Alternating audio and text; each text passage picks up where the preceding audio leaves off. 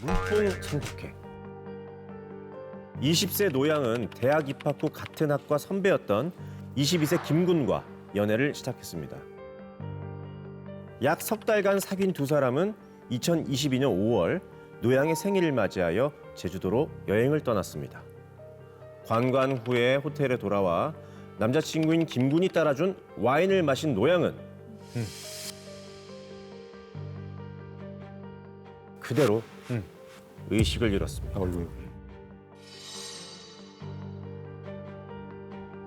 남자친구인데? 이게 그거예요, 물뽕. 그러니까 왜 남자친구인데 왜 술에 그걸 탔어요? 평소 와인 한 병을 마셔도 거뜬했던 본인의 주량과는 달리 와인 한 잔에 필름이 낑긴 것에 이상함을 느꼈으나 피곤한 탓이라 생각하면서 대수롭지 않게 넘겼습니다. 그리고 일주일 뒤 제주도에서 찍은 사진들을 같이 확인하던 중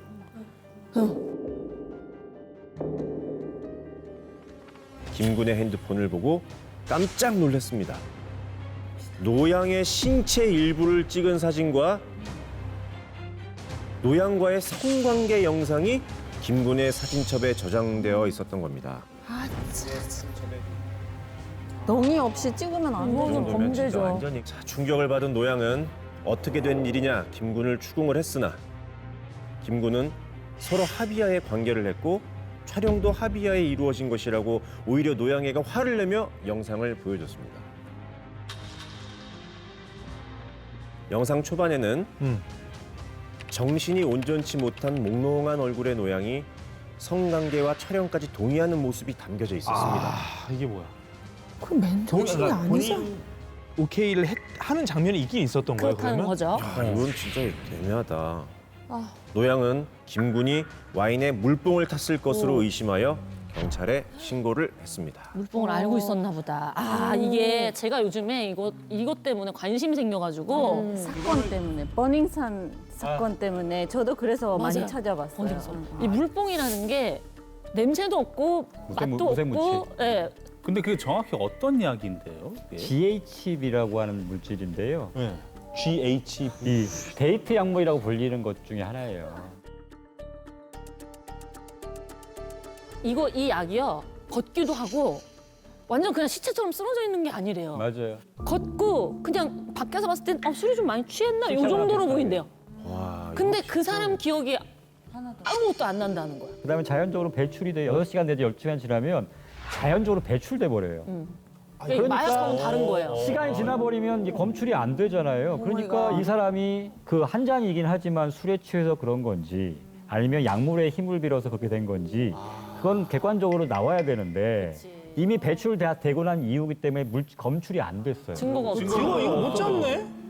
이 사건 무혐의 받았어요, 그래서. 이 사건 무혐의 받았어요, 그래서. 씨, 말도 안 돼. 미쳤다. 이런 그런 환각을 즐기기 위해서 마약을 복용을 하는 하잖아요. 게 아니에요. 그거 아니에요. 근데 순전히 남한테 나쁜 짓 할 목적으로 정신 쓰는 잃게 해서 거네요? 내가 내 목적을 달성하려고. 야, 이건 그러면 그러니까 이런 상황에서 동의를 했다라고 지금 표현을 하는 게 이게 또 인정이 되는 건가요? 그러니까 이게 뭐 확실하게 약물이 검출되면 모르겠는데 그 당시에는 정상적으로 행동하는 것처럼 보여요. 근데 나중에 기억을 하나도 못해. 전문용어로 블랙아웃이라고 보통 많이 들어보셨을 거예요. 그건데 그래서 이거는 블랙아웃인 경우에는 이거는 범죄 성립이 안 된다고 보거든요. 왜냐하면 그 취한 상태라는 걸 알고 나서 그 사람 그걸 이용해서 간음을 해야 중간간이라는 범죄가 성립하는데 반대로 이제 상대방 입장에서는 얘가 평상시랑 똑같이 행동해. 맞아. 말했더니만 제대로 다 답변도 하고 예를 들면 나 오늘 너랑 같이 자고 싶어 그랬는데 오케이. 야, 무섭다. 그러고 나서 나중에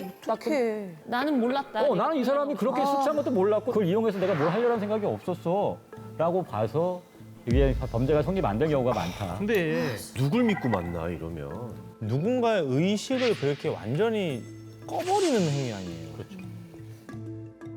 아니 근데 그럼 이게 24시간 전에는 어쨌든 12시간까지. 12시간. 12시간 이내니까 바로 만약에 예를 들면 내가 아침에 일어났는데 뭔가 이상하고 찜찜해. 찜찜하면 바로 어딜 가냐? 뭐 해바라기 센터라는 데가 있어요. 어디요? 해바라기 센터. 거기 가면 바로 검사를 해주고 증거를 채취하게 해줘요. 그러니까 그렇게 해놔야 나중에 안전하다는 그 옷 거죠. 그대로. 그거 그대로. 상대방에 뭐가 남아있을 그럼 수 있구나. 그 옷까지도 그대로 증거로 해가지고 나중에 제출이 되거든요. 거기선 상담도 해주고 여러 가지를 종합적으로 종합적으로 해주는 한꺼번에 곳이니까. 원스톱 서비스라고 보시면 돼요. 오. 해바라기 해결 센터. 방법이 있긴 있구나.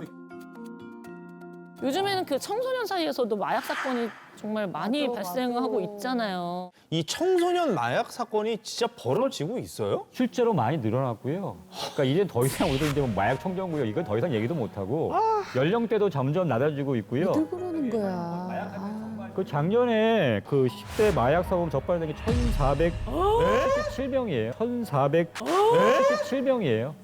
그러니까 지금까지? 10대 아니 작년만. 작년만? 예. 그게 2022년도에 481명이었거든요. 그거에 비해서 3배가 증가했고요.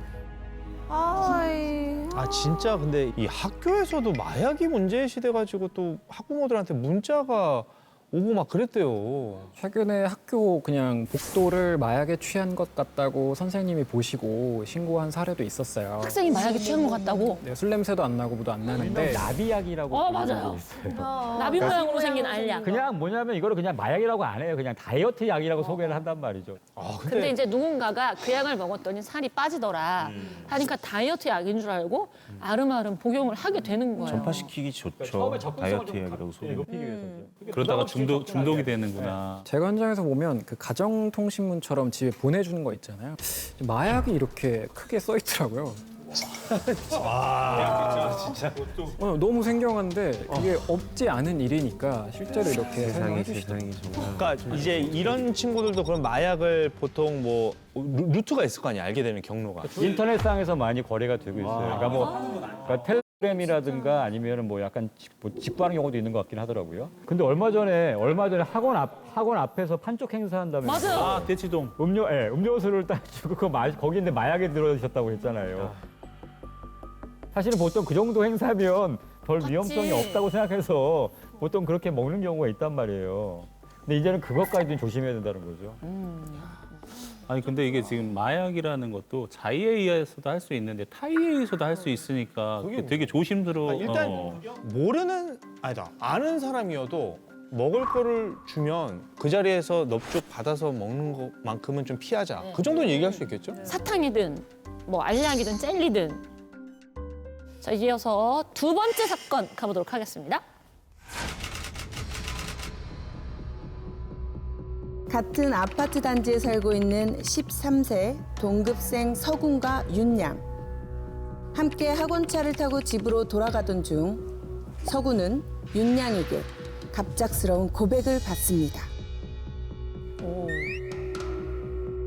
서군이 집으로 들어가자 핸드폰으로 나 너 정말 좋아해 라는 메시지가 도착했는데요. 서군이 답장을 머뭇거리는 사이 왜 답을 안 주냐는 두 번째 메시지가 도착합니다. 서군은 곧바로 관심이 없다며 거절했는데요.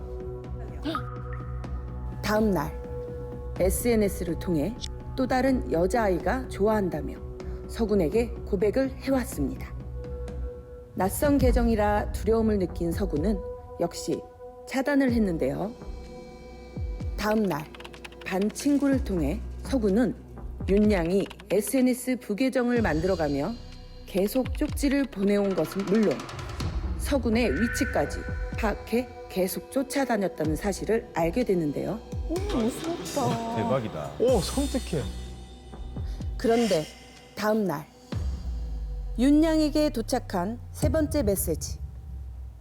그것은 바로 여성의 나체 사진이었습니다. 왜요? 여성의 나체 사진이었습니다. 왜요? 여성의 나치 사진? 갑자기? 초등학생이라지 않았어요? 6학년이죠. 13살. 윤양은 서군에게 여성의 나체 사진을 보내는 것을 시작으로 나랑 안 사귀면 죽어버릴 거야. 너 없으면 난 죽을 거야. 내가 죽으면 네가 죽인 거야. 어머나, 왜 저래? 와 무섭다. 거기 만지고 싶어. 등. 협박이 담긴 수위가 높은 메시지를 하루에 5건씩 지속적으로 전송했습니다. 이거 스토킹 아니야? 이거 너무 섬뜩한 상황인 거예요. 무서운데요. 윤양과 같은 반이었던 서구는 윤양과 계속 부딪히게 되자 두려운 마음에 결국 부모님에게 이 사실을 알렸고 화가 난 서군의 부모는 곧바로 학교 폭력 신고를 했습니다. 해야지. 서군의 부모는 학교 측에 윤양과의 분리 조치를 요구했지만 학기가 끝나야만 반을 바꿔줄 수 있다는 학교 측의 답변에 분통을 터뜨렸습니다. 아, 진짜요? 말도 안 돼. 남은 1학기 동안 계속해서 윤양을 마주쳐야 한다는 사실에 불안감을 느끼던 서구는 결국 전학을 앞두고 있습니다. 이거를 왜 서문이가? 피해자가 학교를 옮겨야 되는 상황이 된 거예요. 이게 일단은 듣는 내내 과연 6학년, 초등학교 6학년 여학생이 한 일이 맞나 싶기도 하고 학생이 저런 가해를 한다는 것 자체가 뭘 통해서 뭘로 인해서 저런 것들을 습득해가지고 그걸 이렇게 누군가에게 가해를 하는지가 와, 난 진짜 이해가 안 되네. 얼마나 두려웠겠어요, 피해자가. 근데 지금 심지어 같은 반에 매일 봐야 되는 친구가 이렇다고 하면 너무 두려울 것 같아요. 그렇죠. 이런 일을 한번 겪으면 트라우마가 생기니까 자, 이게 교내에서 발생한 사이버 성폭력과 스토킹에 관한 사건입니다. 근데 지금 피해본 학생이 전학을 가게 된 상황인 거잖아요. 대부분이 그렇습니다. 대부분이 그렇습니다. 아, 진짜요? 학폭위에서 강제 전학이라는 조치가 내려지는 걸 제가 지금까지 여러 건 했는데 본 적이 없어요. 그러니까 아직 어린 아이지 않냐라는 생각이 너무 강해요. 피해자도 어린아이인데 그런데 하여튼간에 피해 학생 입장에서는 굉장히 정신적인 충격이나 많이 시달리긴 하는데 기본적으로는 바탕에 깔려 있는 건 뭐냐면 한번 기회를 주자. 스스로 반성을 하고 좀 고쳐질 수 있도록 기회를 주자. 그거를 뭐 강제 전학이나 퇴학이라는 극단적인 처분보다는 어떤 봉사라든가 교육을 통해서 애를 한번 좀 바꿔보자라는 생각이 좀 강해요. 그러다 보니까 어떻게 조치가 안 내려지잖아요. 근데 난 도저히 피해자 입장에서는 여기서 못 참겠어요. 뭐 맨날 얼굴 봐야 되고. 그래서 먼저 전학을 가는 그러니까 거군요. 벌써 그렇게 떠나버릴 수밖에 없다는 거죠. 이게 그 가해자가 아이라는 이유로 너무 두루뭉술 넘어가는 것 같아요. 그러니까 맞아요. 이를테면 이거 집안 가정 폭력을 당한 학대당한 아이를 조사하고 다시 집으로 넣는 거랑 똑같은 거 아니에요. 맞아요. 보호할 사람이 없다는 이유. 그 상황 그대로인 거잖아요, 지금. 왜 학기가 끝날 때까지 기다리는 거예요? 이유가 뭐예요? 담임 선생님 그 일종의 임시 조치예요. 영구적인 건 아니고요. 분리 조치라는 게 결국은 뭐 전학을 가든 아니면 반을 바꿔 이거잖아요. 그쵸. 그건 최종적으로는 그 나중에 학폭위에서 그걸 결정할 문제인 거고 예전에는 그거를 학폭위를 사실은 학교에서 했어요. 학교 자체적으로 위원도 뽑아가지고 이렇게 했었는데 그러다 보니까 학교가 그것 때문에 선생님들이 뭐 자기 본연의 일을 못하고 너무 시달리니까 그래서 사실 교육청으로 넘어간 거거든요. 근데 교육청으로 넘어가 버리면 이제 학교 차원에서 더 이상 이제 자기가 손을 쓸 수 없잖아요. 그러니까 그 전 단계에서 어떻게든 무마시키려고 하는 설득해서 거지. 합의 자리를 만들어 올 테니까 와서 합의하라고 하기도 하고 그렇게 하는 경우가 많아요. 근데 그거는 학교 입장이지 그 부모는 그 아이는 트라우마잖아요. 그래서 보통은 그래서 피해자 쪽에서 원하면 무조건 학폭위로 갈 수밖에 없는데 그걸 자꾸 설득하는 거죠, 학교에서. 학폭위 자체를 그건 애한테도 애한테도 안 좋고 이러니까 원만하게 그냥 해결하시는 게 애한테도 좋다. 아니 그럼 이거 어떻게 어떡하라는 거야? 이거 무슨 대처를 어떻게 해야 할까요? 부모로서 이 화가 나고 학교에서 해결을 안 해줘. 그러면은 뭐 변호사를 써서 그 집 아이를 고소할 수 있어요? 그게 형우에 따른 범죄 행위라면 고소할 수 있어요. 할 수 있어요? 근데 다만 이가 형사 미성년자냐 아니면 뭐 형사 처벌 대상자냐 촉법소년이냐 요거에 따라서 달라질 수 있는데 결국 또 거기서 이제 또 처벌이 또 안 되는 거예요. 근데 이게 요즘 학폭의 추세는 뭐냐면 가해 학생 쪽에서 부인하는 경우가 그렇게 많아요. 왜냐? 이게 1호 처분부터 9호 처분이라고 조치가 내려지거든요.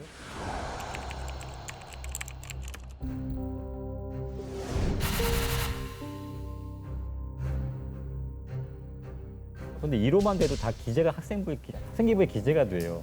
그러니까 혹시나 자기 아이가 나중에 진학하는데 불이익을 당할까 봐 우리는 절대 그럴 리가 없다고 해요. 그게 단골로 나오는 멘트예요. 다 남아져 있잖아. 그러니까 이거 정도는 증거가 확실하게 남아있으니까 그런데 예를 들면 증거가 명확하지 않은 것들도 있을 수 있거든요. 그런 경우는 무조건 우리는 그럴 애가 아니다. 무조건 부인하면서 소송까지 가는 거예요. 미치겠다. 미치겠어.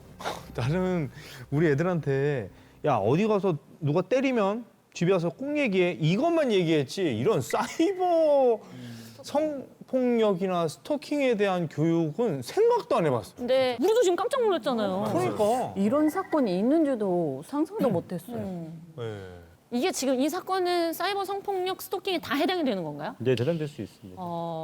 그 스토킹이라는 게 그것도 이렇게 물론 뭐 이렇게 여러 무자르듯이 가지 유형이 자를 있을 수 있어요. 어떤 거냐면 상대방의 의사에 반해서 그 다음에 결국은 불안감이나 공포심을 일으키게 하는 건데요. 그 행위들이 어떤 거냐면 집 앞에서 기다리고 있잖아요. 이것도 스토킹이에요. 그래, 그런 거 옛날 그 이상했어. 그 다음에 문자나 카톡이나 이런 걸로 해서 영상이나 뭐 이런 거 계속 보내. 꼭 그 내용이 꼭 성적인 게 아닌다 하더라도 뭔가 누군가 계속해서 보낸다는 것 자체만으로도 사실은 불안이나 공포심을 느낄 수 있는 거예요. 예전에 우리가 뭐 10번 찍어 안 넘어가는 나무 없다라고 하면서 야, 그 계속 한번 가봐. 안 되는 거야. 이제는 안 되면 스토킹을 처벌받게 됩니다. 찍으면 안 되는 거죠. 그치. 아 그럼 고백이라는 것도 되게 신중하게 방법을 잘 생각을 해서 해야 되겠네요. 그러니까 고백이 한 번 하는 거는 뭐 문제가 크게 그치. 안 돼요. 다만 거절의 의사를 표시했는데도 불구하고 계속해서 하는 거는 그게 스토킹이 될 수 있다는 거예요. 어떻게 어떡하라는 거야? 이거 무슨 대처를 어떻게 해야 할까요? 그래서 저는 이렇게 얘기를 해요. 거절은 단호하게 할 필요가 있다는 거예요. 아, 단호하게. 당신하고는 사귈 생각이 없다는 것을 명확하게 드러나게 표시를 해주라는 아니 거죠. 그러니까 알겠습니다. 죄송했습니다 하고 돌아가면 다행인데 그렇게까지 했는데도 조금만 더 생각해봐 자기야 막 이러면서 해코지를 하려고 하고 해코지를 막 계속해. 그러면 어떤 그렇게 조치를 계속해서 하면 경찰에 신고를 하실 수밖에 없어요. 그러면 여러 가지 임시 보호 조치를 해줘요. 뭐 접근 금지를 한다든가 연락도 못하게 하고 그걸 위반했을 때는 어떤 제재를 가하고. 그다음에 필요한 경우에는 이렇게 스마트워치에 누르면 맞아. 바로 그런 거 출동할 수 있는 그런 것도 있거든요. 그런 것들을 조치를 취해줄 수 있기 때문에 우선적으로 본인이 혼자서 해결하려고 하지 말고 우선은 이렇게 경찰에 신고해서 어떤 조치를 취해서 하는 게 왜 그 당사자가 불안해하면서 살아야 되고 맞아요. 그 아이한테도 너가 뭐 빌미를 줘서 너가 뭘 잘못해서 이런 일이 벌어진 게 아님을 계속 설명하면서 설명해줘야 꼭 이렇게 단호하게 대처하라고 해줘야 좋습니다. 우리가 너무 무겁고 무서운 얘기를 많이 하는 게 아닌가라는 생각을 하실지도 모르겠지만 정말 현실적인 이야기들을 예, 다루고 있는 거고요. 진짜 어릴 때부터 우리 아이들을 철저하게 인성교육, 성교육을 완벽하게 시킴으로써 우리 아이가 피해자도 되지 않고 가해자도 되지 않는 그게 어쩌면 유일한 길이지 않나 싶습니다.